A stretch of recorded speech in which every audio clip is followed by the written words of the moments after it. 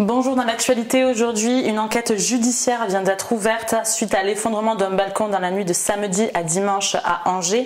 L'accident qui a causé la mort de 4 personnes âgées de 18 à 25 ans. Un expert judiciaire en matière de construction s'est d'ores et déjà rendu sur place.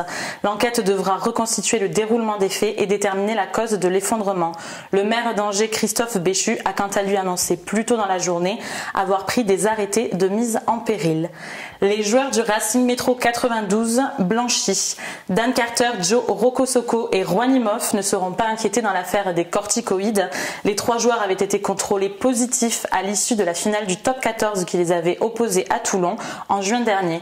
Leur avocat a réussi à prouver qu'ils avaient pris ces corticoïdes par voie autorisée. La FLD, qui avait demandé le contrôle, peut encore faire appel de la décision de la Fédération française de rugby. Et aux États-Unis, Donald Trump fait encore parler de lui. Alors que les sondages donnent une large avance à sa rivale Hillary Clinton, le candidat républicain accuse cette fois les médias de truquer l'élection. Il remet également en question la validité de l'élection à venir dans de nombreux bureaux de vote sans avancer aucune preuve.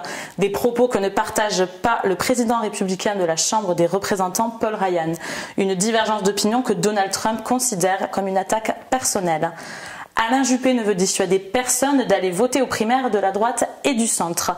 Il déclare ne pas avoir peur du suffrage universel et s'il nie avoir fait appel aux électeurs de gauche, il souhaite parler à tous les Français qui iront voter aux primaires, quelle que soit leur orientation politique. Alain Juppé reproche notamment aux autres candidats d'avoir peur de ces primaires. Enfin, les Polonais ont appris aux Français à se servir de la fourchette. Cette phrase insolite est celle du vice-ministre de la Défense polonais, vexé que la France ait annulé l'invitation de la Pologne à la foire Euronaval. Il a répondu par cette anecdote historique. Des propos violemment critiqués par l'opposition, mais aussi par le parti au pouvoir qui les a qualifiés de peu diplomatiques. C'est la fin de ce flash. Merci de nous avoir suivis et bonne journée.